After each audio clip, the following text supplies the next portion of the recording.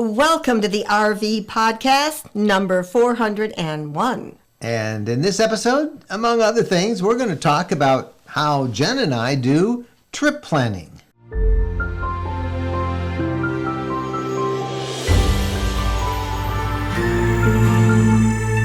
Hello, everybody. I'm Mike Wendland, and this is my lifelong traveling companion and my bride, Jennifer. And this is episode 401 of the RV Podcast. It's officially summertime. It's nice and warm out there. Yes. This is the second week in a row we have had really warm temperatures in the upper Midwest, which is where we happen to be coming to you. This is from our studio. And we have been on the road. We were on the road over the Father's Day weekend, and we're getting ready for a big trip to Elkhart, Indiana soon for our Elkhart encounter. That'll be coming up in the middle of July.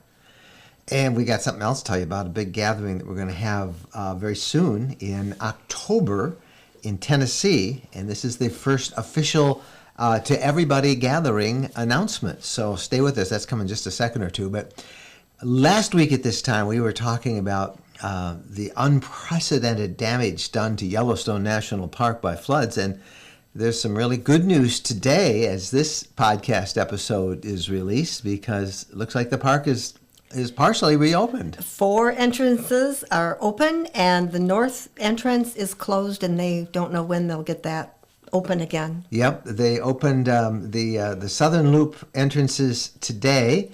Now, it's going to be different because rangers are talking, they know they're going to have to limit visitors. They're considering a couple other things. One of the things they're thinking about is using license plates to allow even numbers on even days and odd numbers on odd days, but just be patient with them.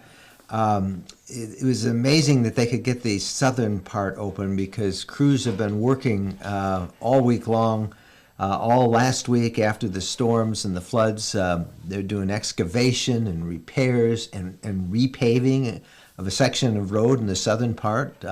I'm amazed. Yeah, I am too. I mean, if you looked at any of the video, we showed some last week in the podcast, but this massive storm washed out major sections of the road in the northern part of the park. It's been completely closed to visitors for over a week now, and the crews have been right out there making repairs. They don't know about the back country. That's going to take a while to get to and see how safe that is. And the northern loop suffered so much damage, it's not clear when that's going to be open, but more likely weeks rather than days. And they're still assessing that damage because they've concentrated most in getting the southern section open, which is where most of the traffic comes from. So I wonder how many people have canceled their reservations. A lot in a week. This is prime time. Yeah. Now maybe they could have used them. Yeah, because there's enough to see. Yeah, the southern part. You don't have to see it all. Pretty impossible to see it all in one trip. It is. Speaking of things to see, one of the places that we urge you to go see is one of our favorite places, and that is the Michigan Mitt. And that's my way of introducing the fact that we have just released our 15th adventure guide for RVers. And that is a 7-stop adventure guide to the lower peninsula of Michigan. We call this the Mitt. The Mitt. Or the mitten, and this is the thumb. And we do 7 suggested stops all around Michigan, including a couple of absolutely fabulous inland lakes in this book. And it's on sale now, and you can order it right from here. It just went up. We just finished it and just got it published. That's the beauty of ebooks, is it's current. Lots of links to really valuable resource material. But if you do nothing but follow our suggested 7 stops, you're going to have a great time. And you don't have to do them all in 7 days. You can take your time with these stops. And you don't have to do all 7 of our suggestions. Yeah, you might say, oh, this is great, but look what's around the corner. And if you do, send us that. 'Cause we'll add it to the book sometime. But it's meant to be 7 stops, and you could do a week in each stop. It would be nice if you could spend 7 weeks, or you could do a couple stops this year, a couple next. But I think you'll find it really great. And we'll also mention now we have 3 different books on the Great Lakes region. One is a Great Lakes shoreline tour. We have the Upper Peninsula of Michigan, so-called the Upper Hand. The Upper Hand. That is available, and now we have our Lower Peninsula guide, and we hope that you'll check it out at rvlifestyle.com/LP for Lower Peninsula. I don't think Lower Hand is ever going to take the place of the mitt. Yeah, and I think Upper Hand is kind of cool too. Upper Hand is kind of cute. So anyway, and there's great prices if you want to get all three and really explore the area. And that is something that a lot of people are doing, is finding a region and staying there rather than going cross country because of those gasoline prices. They're really something else. We do have a place we want you to go and come and join us. And this is our first official podcast announcement of our fall gathering. It's some people call it a rally, and we've always just called them gatherings or meetups. But this is a really exciting one for us. It's October 17th through the 20th, and it's in a place that we absolutely love, the Buffalo River region of Middle Tennessee. Yes, the Buffalo River. It's one of the most beautiful kayaking rivers. You'll find great fishing. It is so much fun to kayak that river. You don't have to be a mountaineer or an extreme sports enthusiast to enjoy it. It's a very easy kayaking. We've got some guided trips that you can opt into. In fact, I think what's really neat about this trip, if you're not, this would be a good time to learn how to kayak, because they are going to offer an introduction to kayaking. For those that have never kayaked before or aren't real comfortable with it. So you will be very safe. And very well taken care of. So this gathering is October 17th through the 20th. And it's centered around Linden, Tennessee. We're going to camp at a place called the Buffalo River RV Resort. And we're really excited about this because full hookups. Yes. Full hookups, water, electricity, and sewer. And a sewer right at your site. Right at your site. And we'll have a great fun potluck, get acquainted meeting on Monday, the 17th of October. And the lodge, they're going to love the lodge. They have a beautiful facility there that we're going to use. Just in case it rains, we wanted to make sure that we had a place. And it's so beautiful. I can't believe how nice it is. And it's up on a hill, and you're going to be looking at everything, and it's going to be charming. So that'll be Monday night. Lots of socializing, of course, on Monday night after the potluck. Then we've got 2 really busy days planned for you. Tuesday, lots of things to do in the area. We'll give you some suggested places to go, from a winery to some great hiking trails. But we really want to get everybody back because we're going to just an awesome farm in the area, where we will spend much of the afternoon and the evening. We'll have a good old Tennessee fried chicken dinner, picnic dinner, style dinner outside. It's on a working farm, and the animals, I guess, are very friendly, and lots of photo ops. But there's hiking trails, there's a waterfall, there's a cave, and our hosts are Michael and Kathy Dumont, and they are the owners of the Commodore Hotel and this beautiful farm that we'll be staying at. Now, I introduced their names because the next night, Wednesday, we go to the Commodore Hotel. And boy, that is going to be, this is unusual. This is more activities than we've ever planned before. So free meal, that comes with your ticket at the fair, at the farm. But then Wednesday, we go to downtown Linden, which is voted one of the most charming small towns in Tennessee. And we're going to be headquartered right outside in the Commodore Hotel and Cafe. That's what Michael and Kathy Dumont own. And the Commodore Hotel is a beautifully restored hotel that was originally built in 1930s, in the early 30s. And they've done just a phenomenal job. I think they have about 22 rooms that they rent out at the hotel. Yep, and then they bought some across the street, and they remodeled those. But what's so cool about this on Wednesday night? A lot of love went into this hotel, restoring it. You'll just, it's worth hanging out. And they have gotten the folks at Linden, who we've all come to fall in love with this community because that's where we have our 5 acres of property now. They are going to literally shut down a street for us, and we're going to have a good old-fashioned Southern block party outside. There'll be a stage with really fun entertainment and music, and then a catered meal with from the Commodore. Wait till you taste their Linden chicken and I think it's a stuffed. I think it's a stuffed pork roast. I mean, the food at the Commodore is amazing. The Commodore has been voted one of the 6 best places to spend the night in all of Tennessee, and that includes Nashville, which is to the east of us, and Memphis to the west.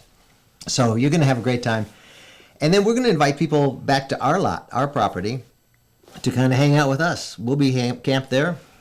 We'll have a campfire. Bring your chair. We should have room for a bunch of you. We'll see who wants to stay up. We've been known to stay up till 10:30, 11 o'clock. We're not going to do wild stuff, but we'd love to show you our property and what we're kind of turning it into a little little spots for 3 people. Not done yet, but we'll show you. We're working on it. Yep, we'll show you the progress. And then back to the RV resort. Anyway, there's so many things to see in the area, and we can't wait to have you go. The dates, again, are October 17th to 20th. Now, I got to tell you that this will sell out. We have limited space at the campground, and we've got every space booked, and we are really excited about it, but it will sell out, so you want to order your tickets. 1 ticket's good for 1 RV and 2 people. And our friends Kathy and Michael from the Commodore, they have some special pricing for some people who maybe don't have an RV. A lot of people They're waiting for their RV. And would love to get an idea what an RV gathering is like. And you can buy a room package from the Commodore for this event, the RV Lifestyle Gathering at Buffalo River. And then some of our friends who are in the same area called the Woodlands, where we have our property there, they will be camping in their own RVs on their own land, and there's some special pricing for them so they can come and take part in the activities. But you want to get the whole package with us, limited space, order the tickets, rvlifestyle.com/Buffalo River. I can't wait for this event. All right, we have some comments that we want to pass along to you that we think are of interest that came from some of our followers this past week. And this comes from James Massey, and he was in Amarillo last week when he spotted an unusual toad or vehicle towed behind an RV. Now, James sent us a photo of this. This was a Class B Leisure Travel Van's Wonder, and it is towing, are you ready for this? An airplane. A sailplane, to be technical, or a glider airplane. And James wrote on his note, he said, RV lifestyle, flying and living life at its fullest. Somebody's doing it right. He spotted that at a Holiday Express parking lot in Amarillo, Texas. And for those of you who are watching the YouTube video, of course, we'll show the James photo. And for those of you listening to the audio, we'll put a link in the podcast and you can always find our podcast at rvlifestyle.com. And here's some reader feedback from Clara and Norbert. Okay, we are currently on the move from Chatham, Illinois to Decatur, Indiana, and we are not finding the campgrounds full at all. And booking last minute has not been an issue. It says the KOA in Bluffton, Indiana is almost empty this morning, as she wrote this, and wasn't even a half full last night. We're headed to the Rev factory. Rev is the big RV manufacturer in Indiana, to see it and get some minor issues taken care of in our RV so we can camp there until our issues are fixed. Once we hit the road again, we'll let you know how it goes. Coming from Florida to Illinois, we booked campgrounds last minute for overnight stays, and it was not an issue finding a site. And we are hearing that over and over these days, that people are noticing fewer RVs on the road. I don't know if we can call this officially a trend yet, but we've kind of noticed in our travels over the past couple of months, there seems to be less RV traffic. We got a note from some friends who were on the road this past weekend, and they commented on that they didn't see nearly as many RVs on the road. And we're hearing from people about a lot of cancellations at campgrounds because of the high gasoline prices. So if there's any silver lining to all this crazy inflation stuff, it's that maybe there's more campground spaces. And the downside, of course, is fewer people can probably afford to drive to those spaces. Yeah, and that really is a downside. It is. I mean, you plan on your vacation. A lot of families, they've been looking forward to this forever. Yeah. They don't have a lot of options. But, you make the best as you can. Yes. Hey, I want to tell you about a big special event happening this coming weekend on June 25th. And we just came back from this place. That was our last camping trip on the Tennessee River. And they're having a big sale this coming weekend. And we want to tell you about Paradise Landing. Tired of overcrowded campgrounds and competing for reservations, paying high fees for sites? Well, ownership is an emerging trend in RVing that might be right for you. On June 25th, there is a big lakefront sales event at the Landings in Tennessee. Jennifer and I visited the Landings just west of Nashville. They offer incredible lakefront RV properties up to 70 times the size of typical RV lots with frontage on the biggest lake in Tennessee. We loved it. The scenery is breathtaking, and you own it outright, not a timeshare. Your property, your way. You can have your own private dock. You can landscape, garden. They're pet-friendly. It's gated and secure with high-speed internet. There's even free RV and boat storage. It's a wonderful place to make your home base. No more calling around for reservations, and ready whenever you want. Dockable lakefronts start at only $59,900. Financing and big discounts are available on multi-lot packages. For information, visit rvlakefrontland.com. That's rvlakefrontland.com. When we're on a road trip, we always seem to find a way to stop at a Camping World center.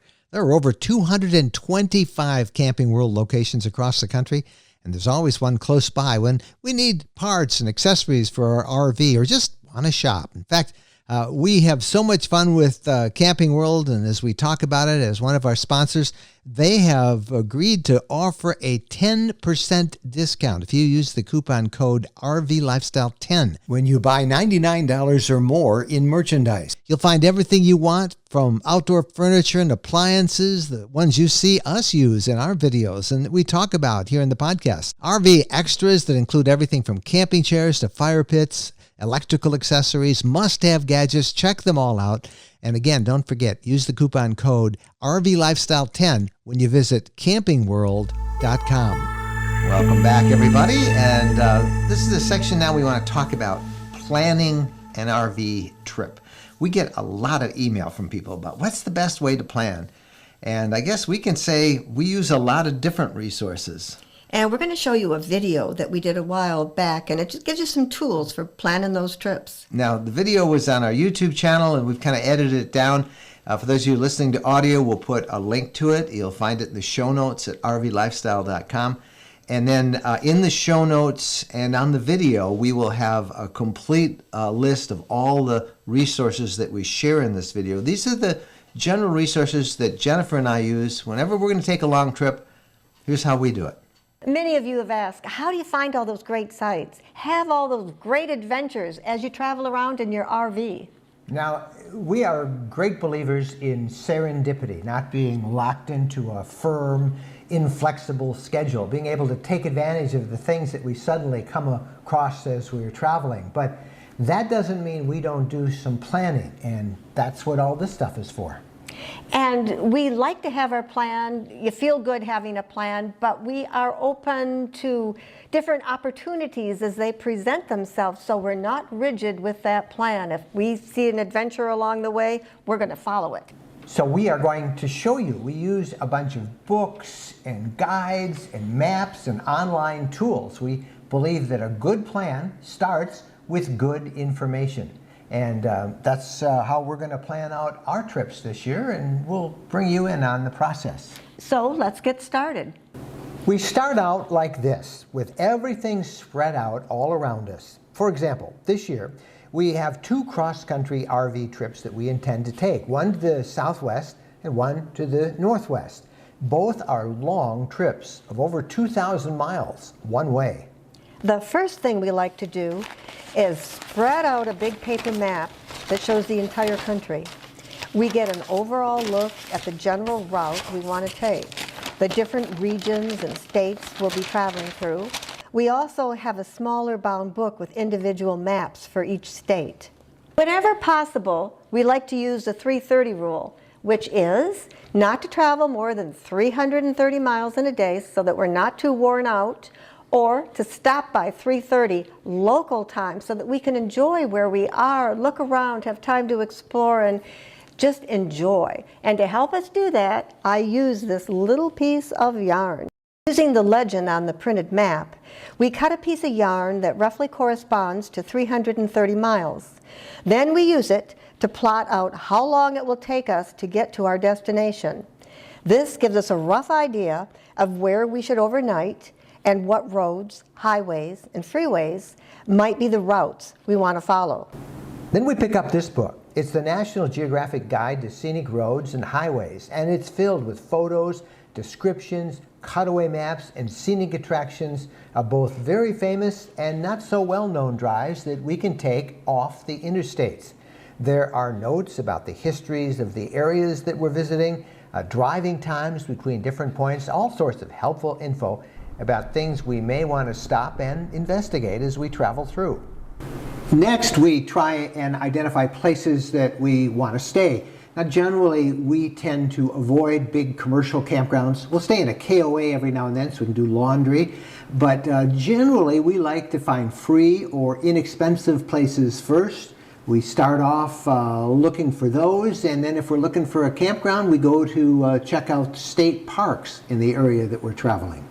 We have several resources for that. For free spots, we always check Harvest Hosts, a membership site that lets you stay overnight for free at wineries, farms, orchards, and various attractions, including beautifully landscaped golf courses. We also check Boondockers Welcome, overnight RV parking, and freecampsites.net. We've never not been able to find a place to stay for free or for a very reasonable fee by checking these sites. For state parks, we like this handy guide, also from National Geographic. It lists over 200 of the most scenic state parks across the U.S. and 30 of Canada's most beautiful provincial parks. Here's another book we like to use as a reference when heading out west. It's Fodor's Complete Guide to the National Parks of the West. We like the maps that it contains of the national parks and, of course, all the photos of what we can expect to see. We're not done with the books just yet. We love this one, Amazing Festivals. It lists over 200 annual events across the country, put on by big cities and small, celebrating ethnic and regional foods, music of every genre, history, sports, everything you can imagine. It has listings for every state, and we check to see what festivals may be happening as we're passing through. So from all these resources and books, we now have a good route all planned, and we've got some attractions that we want to see along the way, and we've got a good idea of where we want to spend the night. And when we are at that point in the planning, that's when I open up my computer and go to RV Trip Wizard. It is a website that lets you plan RV trips. Here's a route that I mapped up last year when we headed to Montreal. You see the circles? That is my 330 rule distance range. It will even show me where I need to refill the RV's fuel tank and where we want to spend the night. On the left side of the screen, there are turn-by-turn directions if I want to look at the details before we go. We can even call up the plan as we drive on our laptop or our tablet. So that's how we plan for a trip. But remember, it's only a plan. The journey is really the destination. You know, I think we forget how valuable in this age of technology, how valuable paper resources, real maps that you can hold. They certainly are. I love my maps. Yep, and I know that little thing where Jennifer takes a string and comes off to our 330 and uses that on the map. It's kind of like old tech, but it works, and it's a lot of fun. And having a map, I really think that's so great that it shows the whole country. It really lets you see your route in its entirety. I think everybody should have a real map with them, just in case. Paper map, yep. And those books that we showed you, again, we'll put links to them, but the books are really fun. We love that festival book, which is really great that we get to check whenever we're going through an area and say, hey, what's going on here this weekend? We have found some fun things. All right, when we come back, your questions. Stay with us.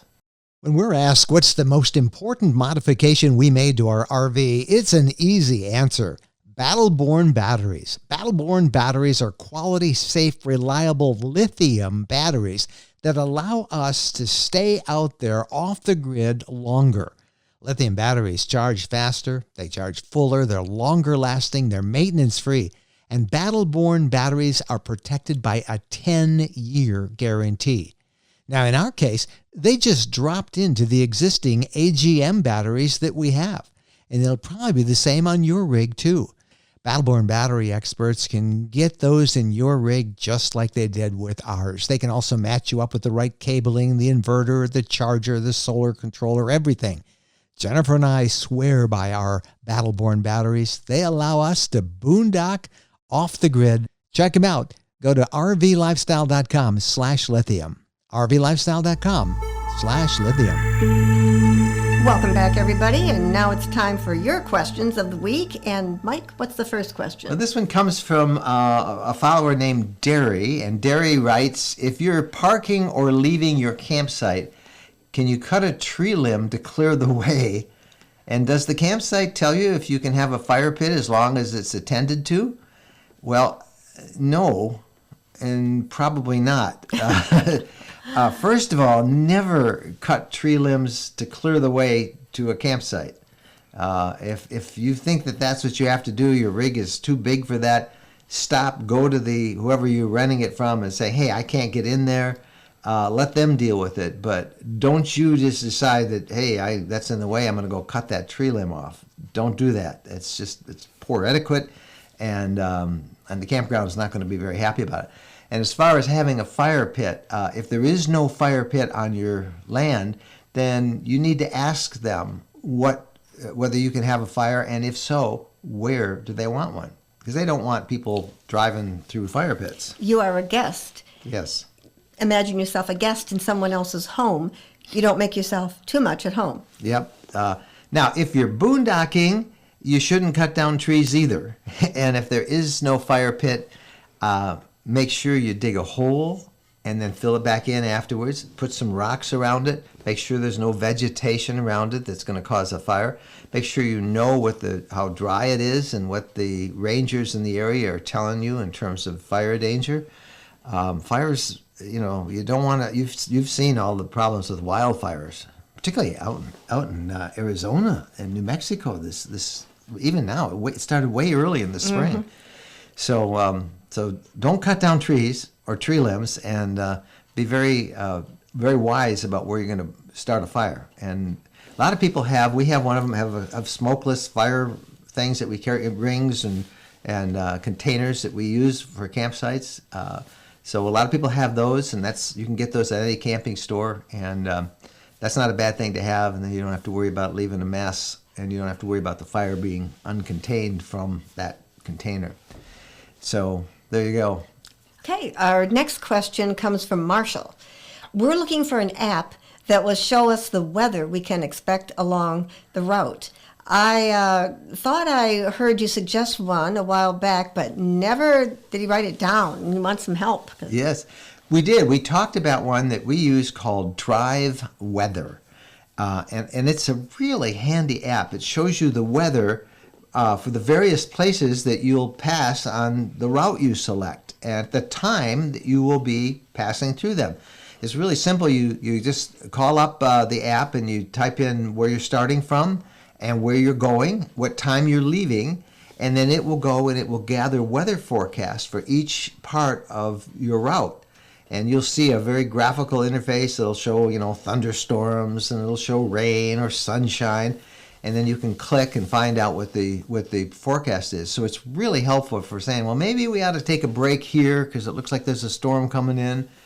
One of the other things I like about it is you can call up, if you're driving interstates, either in the U.S. or even in Canada, you can call up and get a specific forecast for all along that interstate for the time that you'll be driving it. It's really handy. It's a free app for iOS, and for Android, they have, like all apps now, they have a Pro version or a deluxe version that will cost you a little bit more money. I think it's $9.95 for a year. But it's great. Get the free version. We always say try that first, and if you really like it and you want the extra features, then you can go for it. And there's another app Yeah, heard. we've also Yeah. heard about another app that's called Highway Weather. Now, we haven't tried this one yet. It's also for iOS and Android, but it looks pretty promising. Its basic download is also free, and it has premium features. But because we don't have any experience with it, we can't necessarily recommend it. But I think it seems worth a try, everything we saw on it. It's free. So you can find out that one. Just search for Highway Weather on your favorite app store, and it'll show up. And the one we do use called Drive Weather, search for that on the App Store, and you can find it as well. So those apps are very handy, in particular these days when our weather seems to get wilder and wilder every year. Those are our questions. What are yours? We'd love to hear from you. You can reach us at our personal email, which is mikeandjen@rvlifestyle.com. All right, that's it for this week. We'll be back next week with another edition of the podcast. Meantime, new content every day, rvlifestyle.com, and on the RV Lifestyle channel on YouTube, a new video every Saturday. And then, of course, Sunday at 7 p.m., it's our Ask Us Anything live stream on YouTube and on our Facebook group.